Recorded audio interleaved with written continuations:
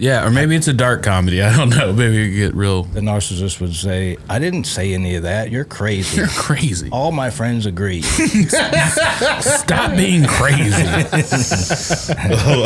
That's how every horror movie is. Like the first 45 minutes of every horror movie is just some woman getting gaslit because she saw demons or whatever. Right. Like nobody believes her. Yeah. It's always her husband like, honey, that's just normal blood coming down the walls. Right. Like, why are you freaking out? Come on, Suzanne, grow up. That's my one rule is I will always believe anybody on demon possession. Yeah, that's your one rule? Yeah, that's like one of my, You might as well, right? Yeah. I mean, if they're willing to go that route, right, either they're really committed or there's really a demon. And you know what? I don't want to fuck around with the other half of it. I think there was a demon in the old house we were at. Oh, there was. In the mansion. Wait, in the mansion?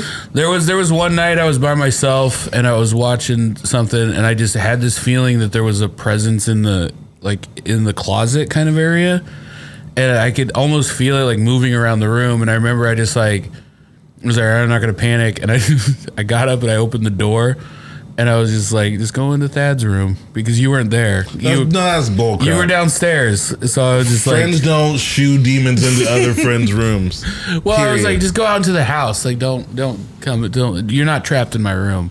You're trying to be nice to this demon? Yeah, I was like, you're free. Just go. It is cold outside, so go in Thad's room. Can you imagine if the demon just needed someone to open the door? Like, open the door. I don't want to torment your roommate. I just need out. I just need out. I just need some fresh air. A demon that's just so like just done with possessing people. Like, I'm just done. Yeah. I may have. I'm so tired of doing this. I may have also been on some medical grade marijuana. Nice. Oh, that makes more sense. For a condition. It was prescribed by a doctor. To get the demons out. Yeah. Have you ever seen a ghost? Thad, I've been dead for 5 years. You are a ghost. I am a ghost. No, I have. When I was a kid, there was a weird happening in my bedroom one night. I was looking at. You're not alone. I was looking at a radio that was off. I was staring at it. It was off. Unplugged off or just off? Off. Turned off. I was looking at it. I looked at it for about 10 seconds, and then it just turned on. And you could hear it go, bing, and the old stereo with the record player on top and the tune knob that turned the... So the knob started turning?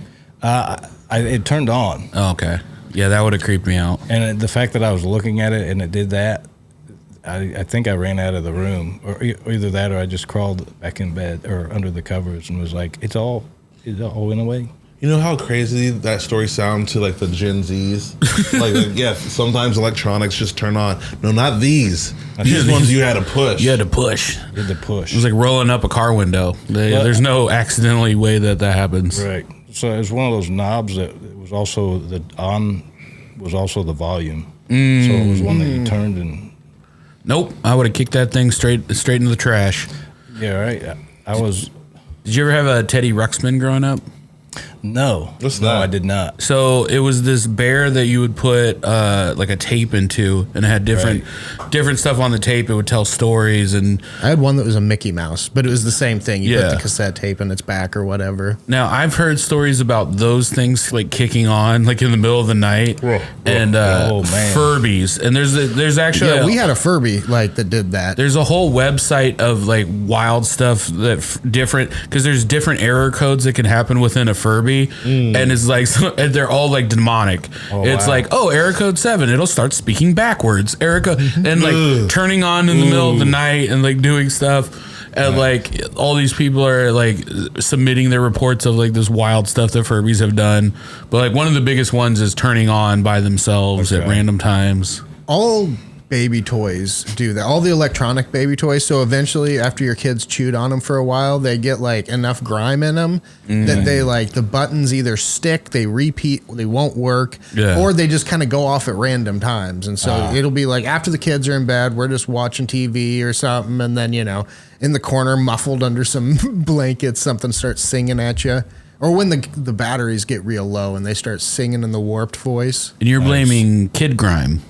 Well, I mean, it happens so much that I gotta tell myself something. You gotta be. Right. Yeah, those are class level 5 ghosts. Or your house is just lousy with ghosts. You need some cleaning, man. This house is full of ghosts. We have too many ghost crumbs on the floor. You smell that? That's ghost. Zach's the one gaslighting in the horror movies. It's like, it's just kid grime. I don't know why the kid grime makes you cry so much. It only tells you terrible things. The elevator just let all this blood out in the living room. I think it's kid grime. Yeah, why is it weird? We didn't even have an elevator. Don't even have an L. Yeah. The Shining. It was all kid grime. It was all kid grime. The whole movie. He was kind of Stuck on the elevator buttons. Yeah, right. Kid grime. Kid grime. Kid grime. That's what, kid grime. What's kid grime backwards? No way you're gonna do that off the top of your head. I'm eating brunch with my people though. Homie Dad just cooked up a feast and we about to eat.